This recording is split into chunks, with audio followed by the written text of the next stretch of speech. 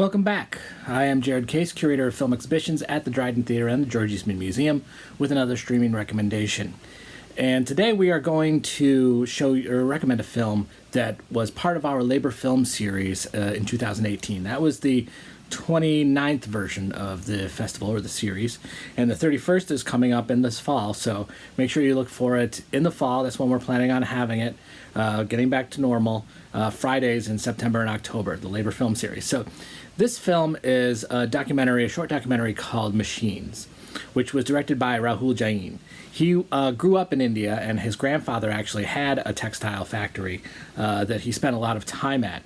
And when he was considering what to make for his first film in between sessions at Cal Arts, he thought to himself, and I'm going to quote from an article by IndieWire here, growing up in India, but also in a politically or socio-economically upper-class background, I was always curious about how can somebody who serves me wine make half the value of that bottle of wine in a month while people just gulp it down.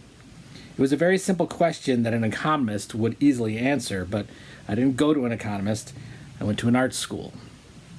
And it's a fabulous documentary that has some beautiful visuals, and you definitely feel that push-pull of the beautiful visuals and drawing you in not only with the sights and sounds and the colors, but also with that interest in how this process in the mill in this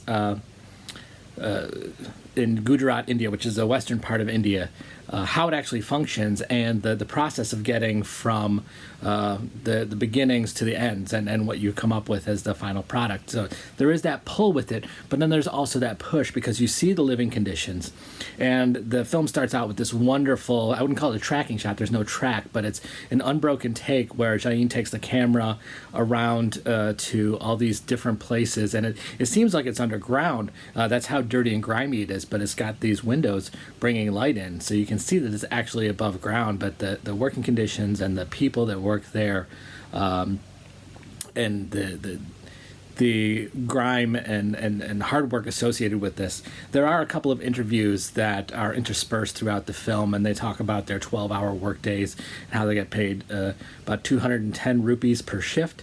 And that's, we consider that a tenth is probably $2.50 per shift, per 12-hour shift, and they have to support their family with those funds. So it's definitely a situation where the employers have a much greater hand in, well, there's no negotiations. It's really about the situation at these mills. So I've got another quote from that article from IndieWire with Jain. It says, "When you're in such a sensorially rich and stimulating environment as a director, you kind of feel like you should get everything. And I was trying to do that, which was a total failure. And yes, many times you do get the feeling that you're watching paint dry, but factory work, just like any work, is about time. And in particular here, the work is very repetitive.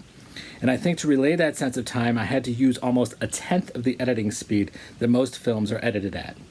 I was trying to use time as a weight or gravity on your shoulders when you're the audience."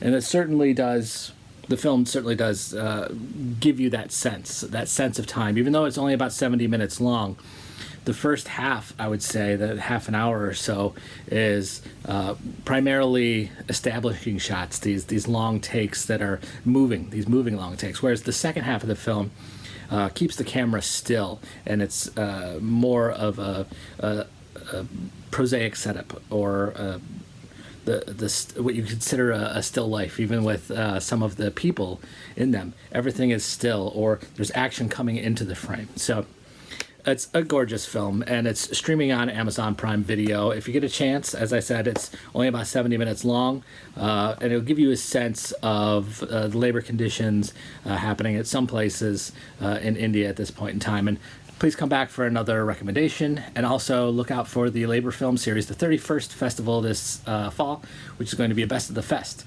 So it's a lot of great films. Thanks.